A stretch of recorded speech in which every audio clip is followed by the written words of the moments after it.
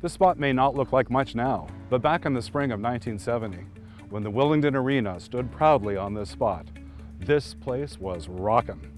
I remember because I was there. Barry Lang's behind the net. For Chambers, he's into the corner. Here's Taranto. Chambers goes to the front of the net. He shoots. He scores! George Chambers scores for the Regals.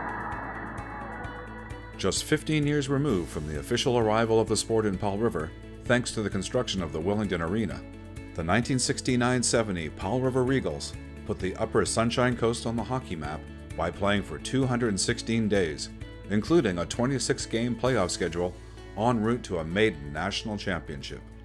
It was a long and grueling run, first through teams like Comox and Port Alberni to win the Pacific Coast title, then winning the BC Provincial Koi Cup over Chemainus, Kimberley, and Prince George.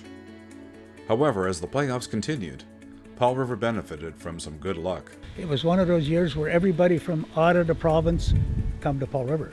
We went to Lloydminster twice and lost there. And other than that, I don't think we went anywhere else other than just to Victoria and the Okanagan and Prince George and those places. But yeah, it was a special year. And then Rosetown, Saskatchewan come here first, and we beat them. And then Lloydminster come, and we beat them. And then it was Val-d'Or, Quebec. Crowned as Western Canada champions, thanks to the wins over Rosetown and Lloydminster, the Regals looked to complete the Triple Crown and claim their first national championship. The team was filled with many from the Powell River Mill, who recruited hockey players to work.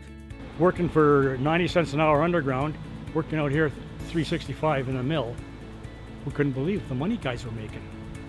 So that's what we did. I know Don Cherry, when he talked about the Regals, talked about them being a lunch bucket team.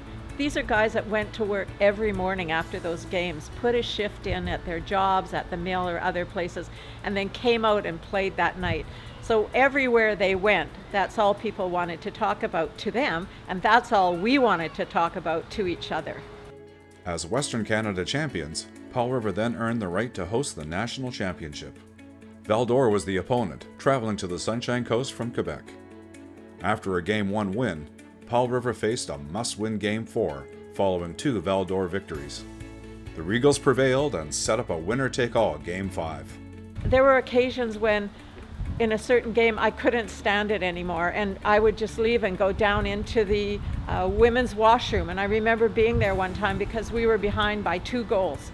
And I was pacing up and down, and then I heard the crowd cheer, and I knew that we scored a goal. And then I heard them cheer again, and they scored a second goal. I believe it was Dave Peranto, and he scored both those goals. And then I came out and watched the end of the game. It was all anyone was talking about. Like, I was only 11 years old, so I was still in school, and the kids in school, that's all we talked about was the Regals and how things were going. Because, I mean, each win, as they kind of climbed the ladder, just ratcheted up the excitement even more. The crowd was very much involved, really very vocal.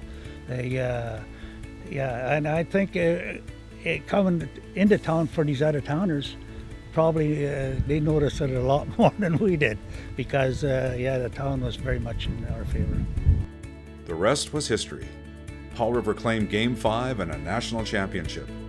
And now, the 1969-70 Powell River Rod May Regals claim their spot as members of the Powell River Sports Hall of Fame.